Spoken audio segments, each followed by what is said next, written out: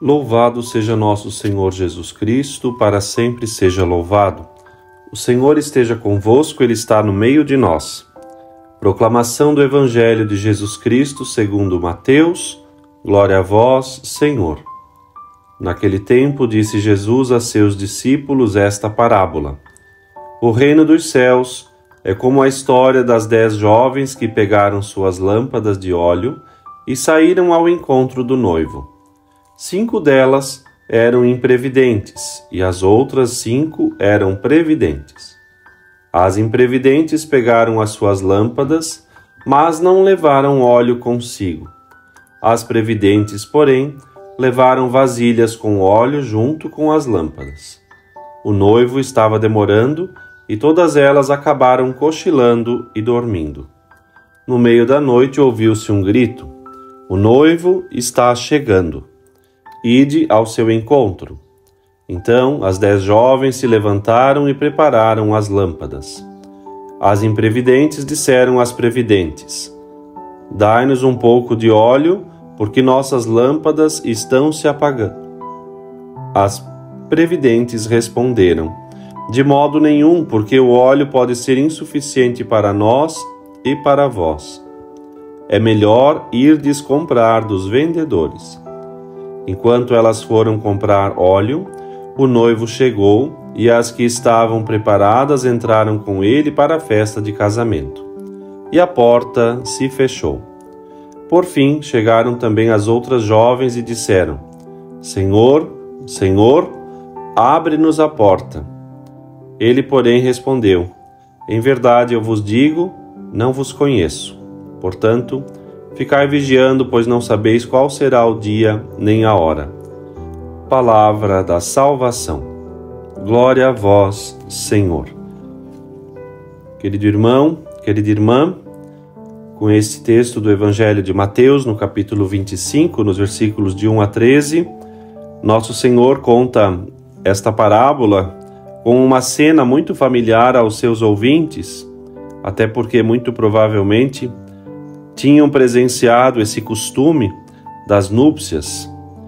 Porém, o Senhor aqui vai focar num aspecto secundário, nem no noivo, nem na noiva, mas nas convidadas, as amigas da noiva, por assim dizer, que estavam ali para lhe acompanhar no cortejo.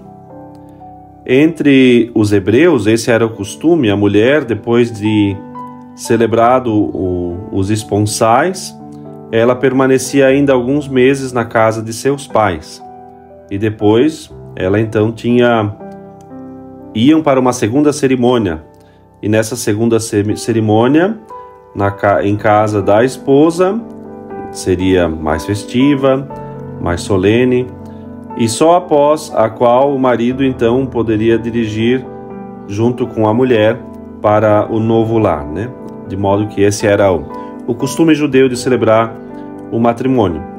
E na casa do esposo, aliás, na casa da esposa, enquanto se esperava o marido, o noivo, a noiva estava ali acompanhada por outras jovens solteiras. E quando chegava o esposo, essas companheiras, junto com a noiva e outros convidados, entravam com ele e, fechadas as portas, começava a festa. De modo que aqui o Evangelho está então falando desse aspecto cultural presente lá na cultura de Cristo, muito conhecida para aqueles seus ouvintes, mas o ensinamento que para nós é fundamental, exatamente a concentração em que o esposo que chega à meia-noite num momento inesperado, e com isso então a falta de disposição em que se encontram os que vão participar do banquete das bodas. Naturalmente que o esposo é Cristo, que chega numa hora desconhecida. As virgens que estão ali, as amigas da noiva, representam toda a humanidade. Alguns permanecem vigilantes, dedicados em boas obras. Outros desleixam-se e não têm o azeite nas suas lâmpadas. O período que antecede, melhor dizendo, o casamento, a chegada do noivo, é a própria vida. E o período que segue após a chegada do noivo é a festa das bodas, que num sentido espiritual, a bem-aventurança do céu, da eternidade partilhada com Cristo. E o centro desta parábola está no instante em que Jesus vem ao encontro da alma no momento da morte, feito o juízo, enfim, aonde ali 10 das virgens, que ali o total das 10, 5 vão para um lado e 5 vão para o outro. Isso por quê? Porque 5 delas concentram-se no mais importante, que é exatamente a espera, e empregam os meios necessários para poder também esperar. As lâmpadas acesas com o óleo necessário.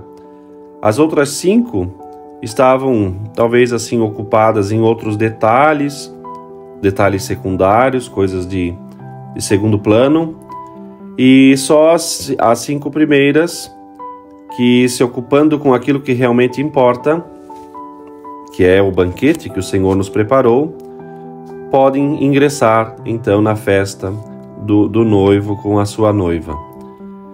Tudo isso nos ajuda a manter o pensamento em Deus nessa hora, para lembrar que a nossa lâmpada acesa precisa também ter uma boa provisão de azeite, o amor unido às obras. Nós nunca podemos esquecer do que é essencial, daquilo que se refere ao Senhor, e depois então nos ocuparmos com aquilo que é secundário, de menos importância ou às vezes até de nenhuma importância. Às vezes nós esquecemos, é verdade, pode ser falha de memória. Outras vezes é falta de amor, ou seja, descuido, tibieza, apego às coisas temporais, desprezo, enfim, deixar de lado o que realmente importa.